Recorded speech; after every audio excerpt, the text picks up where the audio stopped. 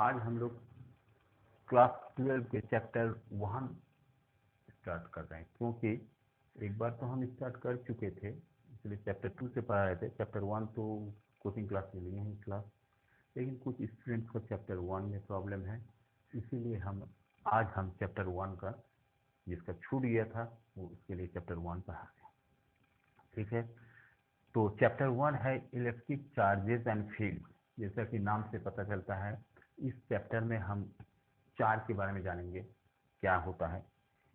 और क्लास 12 में basically almost syllabus जो है सीबीएसई का वो चार्ज से ही बेसिस है।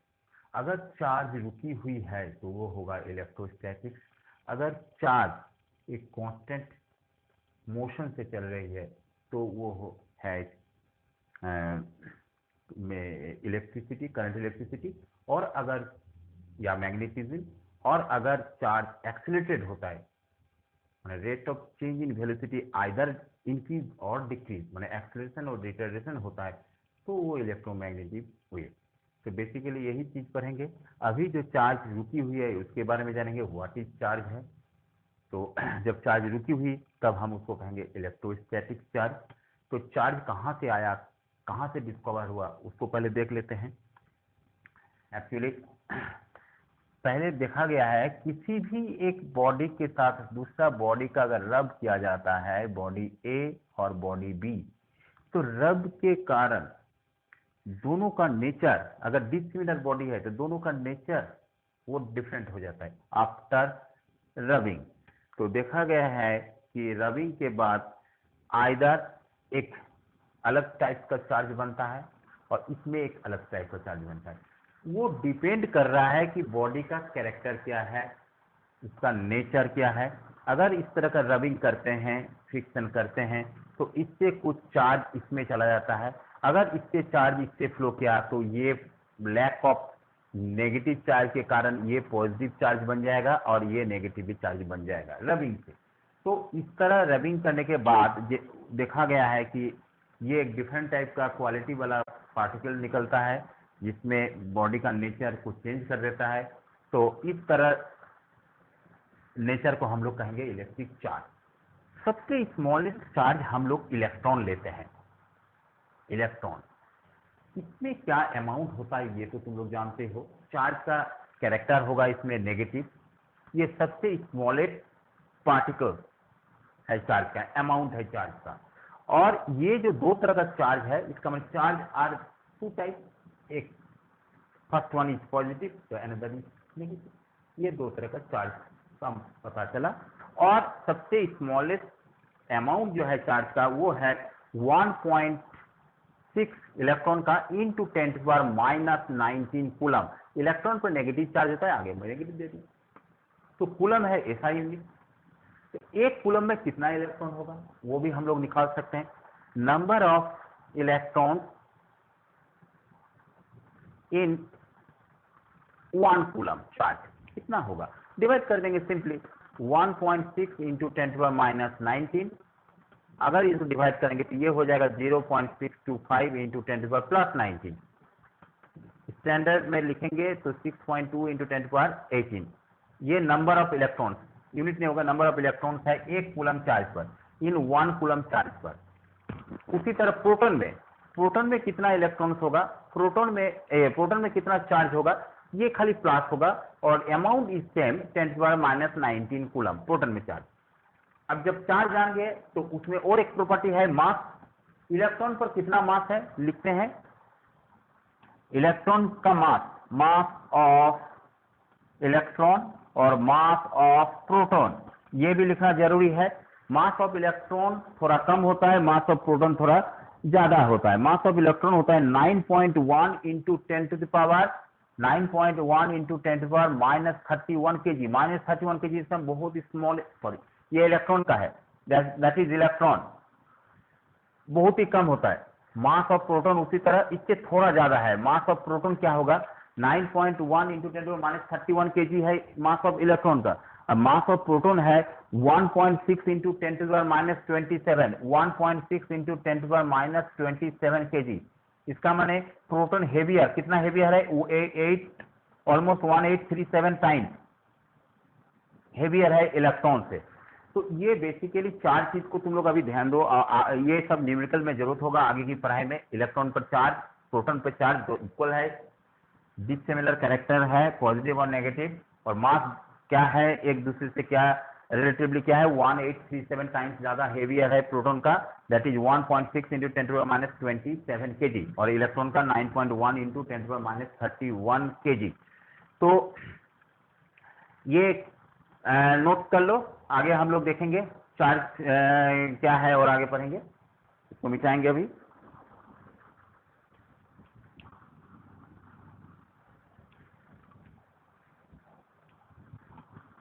अब चार्ज के बारे में थोड़ा बहुत जाने, लेकिन किसी भी ऑब्जेक्ट में हम चार्ज कैसे इंट्रोड्यूस करेंगे उसका बारे में अभी हम लोग समझेंगे। चार्ज तो मालूम है, चार्ज ये है, दो तरह का चार्ज है, लाइक चार्ज अगर होगा तो रिपेल करेगा, और नेगेटिव डिसलाइक चार्ज होगा तो वो अट्रैक्ट करेगा।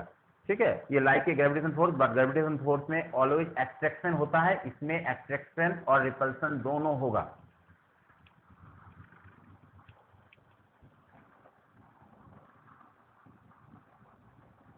चार्जिंग ऑफ बॉडी, कैसे हम लोग चार्ज करेंगे, क्या मेथड है, मेथड लिख देते हैं आगे।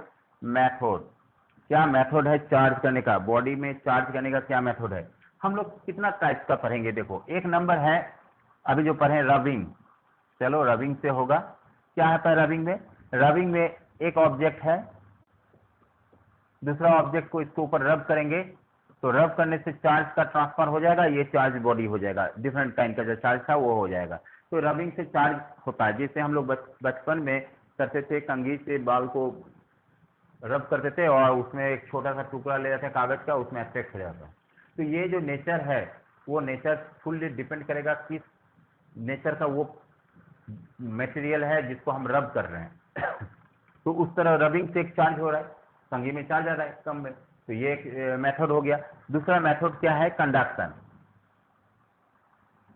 कंडक्शन में क्या होता है, पार्टिकल को यहां रखा जाता है, मान लो ये एक नेगेटिवली चार्ज पार्टिकल है, टोटल नेगेटिव चार्ज पार्टिकल है, इसको टच कर देते हैं एक पॉजिटिव चार्ज पार्टिकल, तो क्या होगा, नेगेटिव चार्ज तो इसमें अट्रैक्ट होकर चला आएगा, पॉजिटिव इधर आ जाएगा। तो ये जो चार्ज का नेचर हुआ, ये जो चार्ज हो गया ऑब्जेक्ट, ये चार्ज, इसका नेचर अलग था, अभी नेचर अलग हो गया, तो इस तरह का चार्जिंग प्रोसेस को क्या कहेंगे भाई, कंडक्टिव या कंडक्शन। Number 3 induction.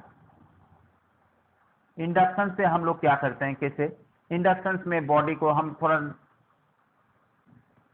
आसपास रखते हैं लेकिन टच नहीं करते हैं, ये बॉडी ए, ये बॉडी बी, मान लो यहाँ पर न्यूट्रल है, ये तो न्यूट्रल है तो सब चार्ज इसमें रहेगा, एट फर्स्ट सब बॉडी न्यूट्रल रहता है। हम एक नेगेटिवली चार्ज पार्टिकल को यहाँ लाएं, तो नेगेटिवली चार्ज पार्टिकल लाने के लिए क्या हो गया, टोटल पॉजिटिव चार्ज यहाँ पे आ गया नियरर, और टोटल नेगेटिव चार्ज दूर चला गया। अब हम लोग क्या करेंगे, इसको अर्थ कर देंगे, अर्थ कर देने से टोटल नेगेटिव चार्ज अंदर आ गया, अर्थ के खींच लिया, और ये जो बिकम, ये ऑब्जेक्ट हो जाएगा फुल्ली पॉजिटिव चार्ज। तो इस तरह से जो चार्ज बनता है ऑब्जेक्ट में, इस मेथड को हम लोग कहेंगे इंडक्शन।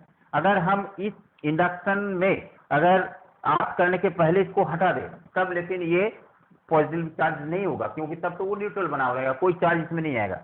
जब इसको हम नजदीक रखेंगे तब आप करेंगे, तब इसमें पॉजिटिव चार्ज बन जाएगा। इस तरह इंडक्शन से किसी भी बॉडी को चार्ज कर देंगे। तो 3 मेथड हो गया, रबिंग, कंडक्शन और इंडक्शन मेथड से। ठीक है, इसको लिखो।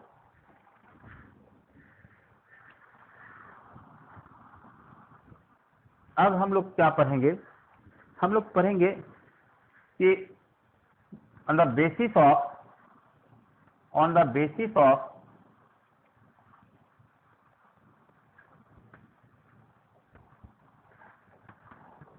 moving of charge,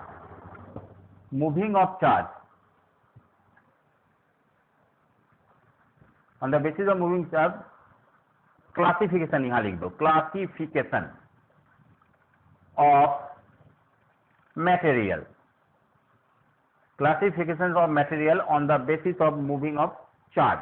हम लोग किस बेसिस पर मटेरियल को क्लासिफाई करेंगे, नंबर 1, पहले हम लोग लेते हैं कंडक्टर। कंडक्टर क्या होता है? कंडक्टर बेसिकली मेटल होता है। मेटल जनरली कंडक्टर होता है, ऐसे नॉन मेटल कार्बन जैसे गुड कंडक्टर है, अलग बात है। मेटल तो कंडक्टर होता है। तो कंडक्टर में क्या ऐसा होता है कि उसमें चार्ज को हम मूवमेंट करा सके।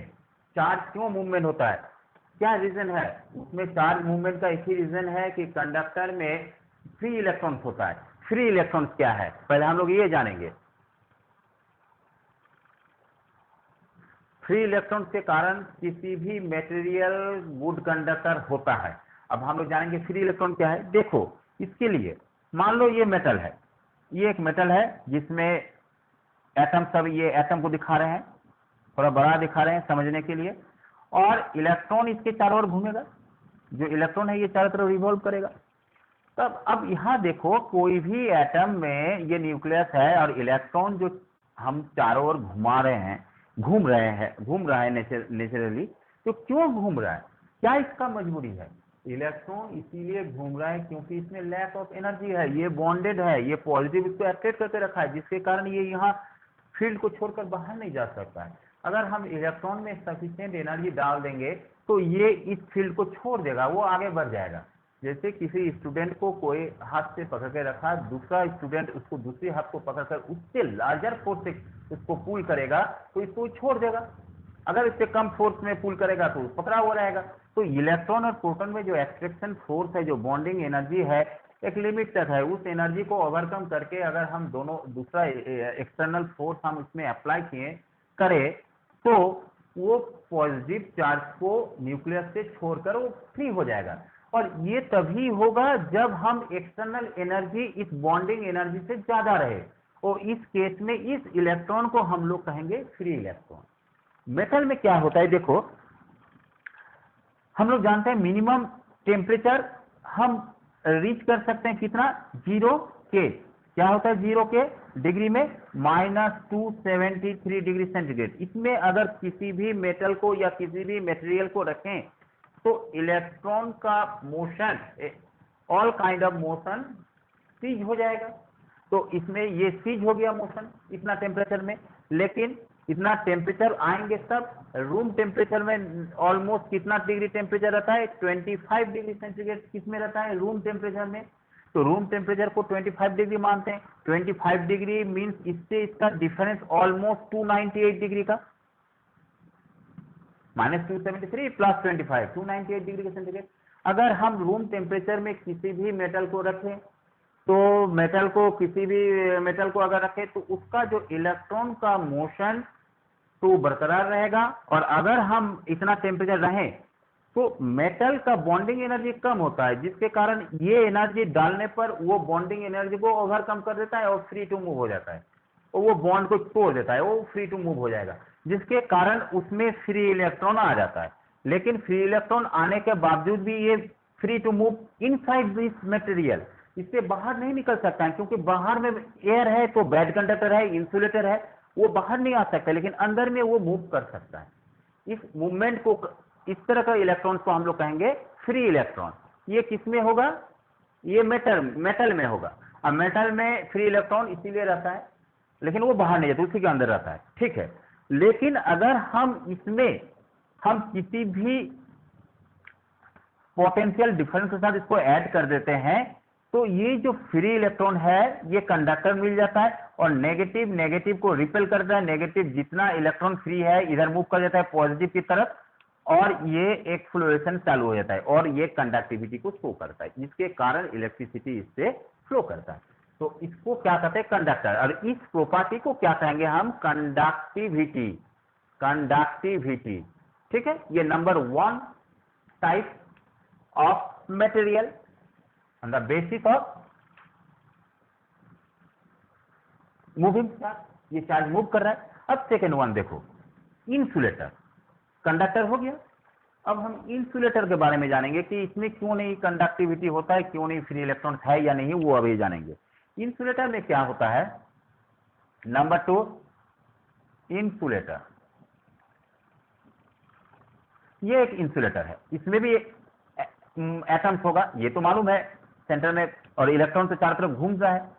तो मटेरियल के तरह इसमें भी इलेक्ट्रॉन चारों तरफ घूम रही है, लेकिन हम लोग इसमें क्यों नहीं फ्री इलेक्ट्रॉन पाते हैं? क्योंकि देखो इंसुलेटर में जो बॉन्डिंग एनर्जी है, जो attraction force between nucleus and electrons है, ये बहुत ही ज्यादा है, जो नॉर्मली रूम टेम्परेचर में उसको ओवरकम नहीं कर सकते हैं। और रूम टेम्परेचर में रखने पर ये इलेक्ट्रॉन बॉन्ड को तोड़कर आगे नहीं बढ़ता है, और जिसके कारण इसमें फ्री इलेक्ट्रॉन है ही नहीं। जब फ्री इलेक्ट्रॉन्स नहीं है तो काहे को कंडक्टिविटी? तब पोटेंशियल डिफरेंस ऐड भी कर देंगे तो फ्री इलेक्ट्रॉन नहीं तो मूवमेंट नहीं है। इसीलिए जनरली इंसुलेटर क्या होता है? Bad conductor. और बैड कंडक्टर कब तक होता है? जब तक हम उस एनर्जी लेवल को पा नहीं सके। इस एनर्जी लेवल को क्या नाम है? इसका एक नया नाम है, देखो, dielectric constant. Dielectric constant, इसको याद रखो। तो dielectric constant is nothing but क्या है? एक लिमिट है जिसके बाद हम एनर्जी अगर डालेंगे तो इंसुलेटर भी कंडक्टर में ट्रांसफर करेगा। तो ये एनर्जी लेवल बहुत ज्यादा है, रूम टेम्परेचर में ये संभव नहीं है, इसलिए रूम टेम्परेचर में सभी इंसुलेटर ही रहता है। अब ये डाई इलेक्ट्रिक कांस्टेंट क्या है? जैसे एयर इंसुलेटर है, हम लोग जानते हैं, नहीं तो हम लोग तो कहीं बिजली का, घर में बिजली का करंट फ्लो हो रहा है, वहां हम लोग नजदीक जाए तो हमको करंट लग जाता है, लेकिन ऐसा होता नहीं। इसका एयर है बीच में, एयर बैड कंडक्टर है। लेकिन एयर जो बैड कंडक्टर होता है तो पर भी बिजली जो करती है नेचुरली थंडरिंग होता है, वो कैसे आप तक पहुंच जाता है? वो तो बीच में एयर है, तो पर भी पहुंचता है। इसका माने एयर उस टाइम वो कंडक्टर बन जाता है, डाइलेक्ट्रिक कांस्टेंट को ब्रेक कर लेता है। क्यों करता है? वो देखो, वो थंडरिंग में जो होता है, क्लाउड्स में, ये जो एक दूसरे से फ्रिक्शन करके जो एनर्जी या जो चार्ज इमिट करता है, इस चार्ज का पावर इतना ज्यादा रहता है, इस एनर्जी का लेवल इतना ज्यादा रहता है कि एयर का जो इलेक्ट्रॉन्स है वो अपना ऑर्बिट को छोड़कर बाहर निकल जाता है, जिसके कारण ये पूरा एयर आयोनाइज्ड हो जाता है और ये फुल चार्ज हमारे आंख तक पहुंच जाते हैं। क्योंकि ये स्पेशल केस है, ये जो है ये सब केस में नहीं होगा, इसमें हाई एनर्जी है। इस केस में ये इलेक्ट्रॉन्स, ये चार्ज पार्टिकल आंख तक पहुंच जाते हैं, जिसके कारण हमें झटके की महसूस होती है या जो भी होगा, जो थंडरिंग होते रहता है। तो ये डाइलेक्ट्रिक कांस्टेंट को पार कर जाता है। तो इसको, जैसे कंडक्टर में कंडक्टिविटी है, इंसुलेटर में डाइलेक्ट्रिक कांस्टेंट। जितना डाइलेक्ट्रिक कांस्टेंट ज्यादा होगा वो उतना ही अच्छा इंसुलेटर है। सबसे अच्छा इंसुलेटर हो गया पोर्सिलिन, चीनी मिट्टी। यहाँ डाइलेक्ट्रिक कांस्टेंट बहुत ही ज्यादा है। कैसे देखोगे? जैसे तुम्हारा लोकेलिटी में जो बिजली की खंबा है, जो 11,000 या 25,000 का वोल्ट तक जहां से तार क्रॉस करती है, वहां देखोगे एक तो इलेक्ट्रिसिटी, जहां इलेक्ट्रिक इंजन चलती है, वहां देखोगे रेलवे ट्रैक के ऊपर, या तुम अपना मोहल्ला में देखोगे क्या, चीनी मिट्टी या पोर्सिलिन का बना हुआ डिस्क है, जिसके कारण तार इस तरह लगा हुआ है, इस तरह डिस्क है और इधर एक तार, इधर एक तार। इसका मतलब यहां से ये कंडक्टिविटी नहीं होगा, जहां जरूरत है नहीं जाएगा। क्यों ना? इसका डाइलेक्ट्रिक कांस्टेंट बहुत ही ज्यादा है। ये हाई वोल्टेज है, हो सकता है एयर को ब्रेक कर जाए डाइलेक्ट्रिक कांस्टेंट, जिसके कारण कंडक्टिविटी होता है। लेकिन पोर्सिलिन बहुत ही अच्छा इंसुलेटर है क्योंकि उसका डाइलेक्ट्रिक कांस्टेंट ज्यादा है। तो तुम्हारा माइंड में ये सेट करो कि डाइलेक्ट्रिक कांस्टेंट अच्छा है तो इंसुलेटर कम है, बहुत ही कम है तो वो मेटल बैड इंसुलेटर, और वो हो जाएगा कंडक्टिव। तो ये तो हो गया सेकंड टाइप। थर्ड नंबर है क्या? सेमीकंडक्टर। What is semiconductor? देखो, सेमीकंडक्टर जो है, सेमीकंडक्टर जैसे नाम से पता चलता है, सेमी सर्किल का आधार सेमी सर्कल। सेमीकंडक्टर है ना तो ये कंडक्टर ना तो इंसुलेटर है। सेमीकंडक्टर का ऐसा नेचर होता है कि उसमें क्या होता है, सेमीकंडक्टर का ऐसा नेचर होता है जिसमें वो कभी कभी कंडक्टिविटी को शो करता है, कभी कभी इंसुलेटर को शो करता है। अगर टेम्परेचर वेरी लो, इस टेम्परेचर वेरी लो, तब ये इंसुलेटर बन जाएगा। अगर टेम्परेचर हाई हो तो ये कंडक्टर बन जाएगा। ये दोनों, इससे एक हमें यूजेस है क्या? सेमीकंडक्टर से हम कंडक्टर भी बना सकते हैं, इंसुलेटर भी बन सकते हैं। इसका मेनली यूज क्या है इसका एग्जाम्पल है सिलिकॉन एंड जर्मेनियम। इसका मेन यूज है कहाँ?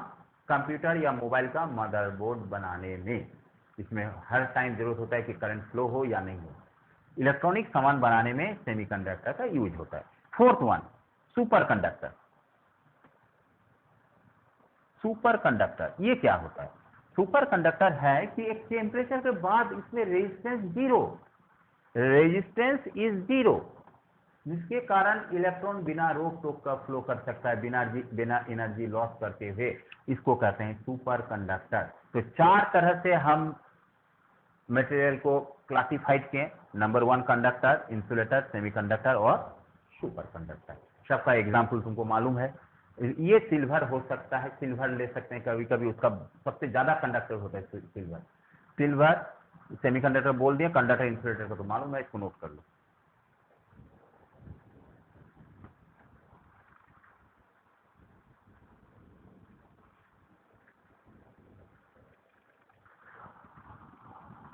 अब हम लोग पढ़ेंगे डिटेक्शन ऑफ चार्ज। चार्ज जो हम लोग देखें तो हमको चार्ज का नेचर का मालूम कैसे होगा, किस तरह का चार्ज है, आइदर वो पॉजिटिव है और ये नेगेटिव है, हम लोग डिटेक्ट कैसे कर सकते हैं, तो इसको हम आज जानेंगे। तो देखो 2 तरह का चार्ज है वो तो मालूम है, लेकिन हमको डिटेक्शन चाहिए। जो जिस डिवाइस से डिटेक्शन करते हैं उस डिवाइस का नाम है इलेक्ट्रोस्कोप।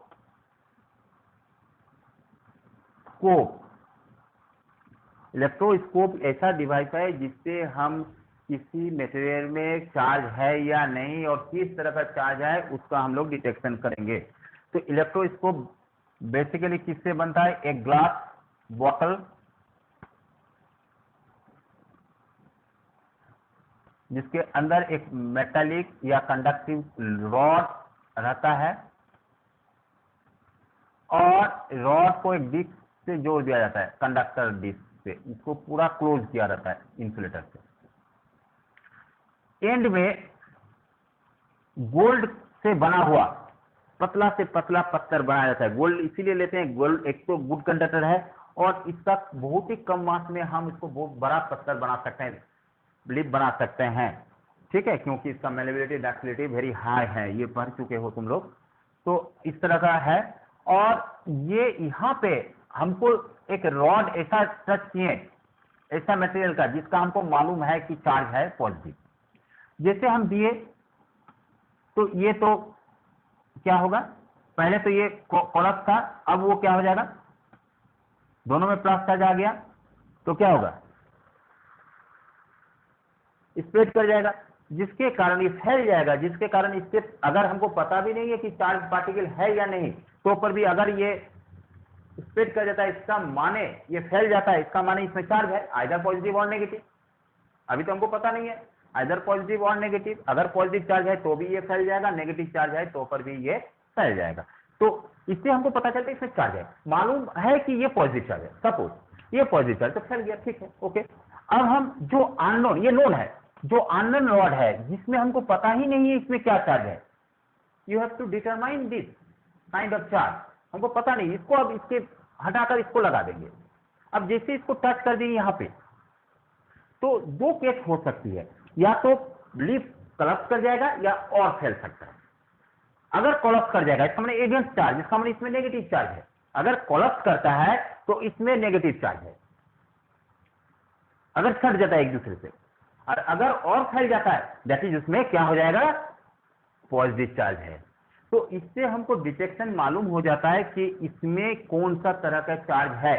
अगर इसका ऑपोजिट चार्ज है तो ऑपोजिट हैपनिंग होगा, फैला हुआ है तो कोलैप्स कर जाएगा, और अगर इसमें सेम काइंड ऑफ चार्ज है तो और चार्ज इंट्रोड्यूस हो जाएगा जिसके कारण फैल जाएगा। तो इस तरह इलेक्ट्रोस्कोप से, इसको कहते हैं gold leaf electroscope, gold leaf electroscope.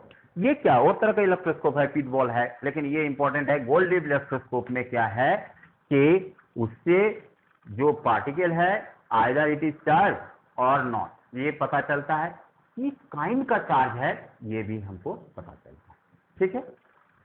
इसको मिटाते हैं।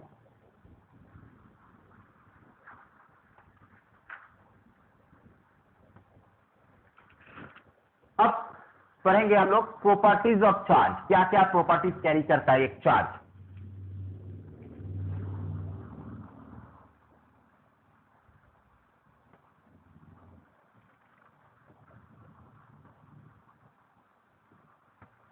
एक चार्ज क्या क्या प्रॉपर्टीज कैरी करता है। फर्स्ट, चार्ज में क्या होती है कि एडिटिविटी होता है, एडिटिव नेचर होता है। एडिटिव नेचर मतलब क्या हुआ, एडिटिव नेचर, हम चार्ज को आइदर ऐड कर सकते हैं और सब्ट्रैक्ट कर सकते हैं। यहां पर चार्ज है +5 कूलम और यहां चार्ज है -2 कूलम, तो फाइनली अगर इसको हम ज्वाइन कर देंगे तो चार्ज आएगा +5 -2 = 3। ये जो नेचर है ये चार्ज में होती है, इसीलिए इस नेचर को चार्ज का एडिटिव नेचर कहा जाता है। ठीक है, नेक्स्ट नेचर है इसका charge of is conserve, charge को हम कंजर्व कर सकते हैं। Number 2, charge is conserve, conserved means neither created nor be destroyed. अगर किसी आइसोलेटेड सिस्टम, बार बार ध्यान दो, वो सिस्टम टच होने से नहीं होगा दूसरे से, एक आइसोलेटेड सिस्टम, इसमें अगर हम जितना नेट चार्ज है वो कभी हम चेंज नहीं कर सकते हैं। इसी सिस्टम में दूसरा पार्टिकल लाएंगे तो टच होकर चला गया, लेकिन फिर टोटल इंडिविजुअली देखेंगे, ऐड करेंगे तो total number of charge is always constant, that is called charge in conserve. Total isolated, किसी भी आइसोलेटेड सिस्टम में टोटल चार्ज हमेशा फिक्स होती है। ये जो प्रॉपर्टी है, इस प्रॉपर्टी को हम लोग कहते हैं charge is conserve. Number 2 note करो।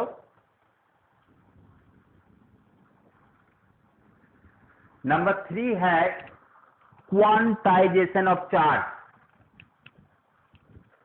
Number 3, quantization of charges. इसमें क्या होता है, Q = होता है N × E। इसका माने जितना बेसिक यूनिट जो है इलेक्ट्रॉन्स है उस पर डिपेंड करता है चार्ज। हम फ्रैक्शन में इलेक्ट्रॉन को नहीं कर सकते हैं, तो चार्ज हमेशा इंटीजर में आएगा 1 2 3 4। ये जो है हम फ्रैक्शन में नहीं कर सकते हैं, इसको कहते हैं क्वांटाइजेशन ऑफ चार्ज। इलेक्ट्रॉन पर डिपेंड करेगा, आधा इलेक्ट्रॉन नहीं हो सकता, फ्रैक्शन में नहीं होगा इलेक्ट्रॉन। ये 3 तरह का प्रॉपर्टीज जो है ये हमें क्वांटाइजेशन चार्ज को बतलाता है। तो प्रॉपर्टीज 3 तरह का पढ़े।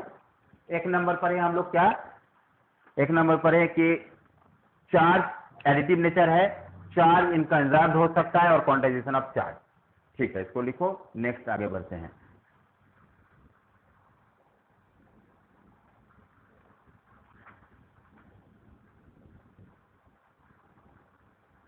अब देखो, इसके बाद आ जाएगा कूलम्स लॉ। ठीक है, ये बेसिक चीज को क्लियर करो, फिर आज करोगे तो ठीक है, नहीं तो फिर आएगा कूलम्स लॉ। ठीक है, नेक्स्ट डे इसको कराएंगे कूलम्स लॉ को। आज इतना लिख लो, जो भी प्रॉब्लम हो न्यूमेरिकल भी सॉल्व होगा, जो भी प्रॉब्लम है इसको क्लियर कर लो। लेकिन ये बेसिकली 12 जो है टोटली चार्ज पर डिपेंड करेगा। ये पहला क्लास है, इसको अच्छी तरह से समझो, बेसिक चीज है, इसमें कुछ ऐसा नहीं है, इसको तो इजीली क्लियर हो जाएगा।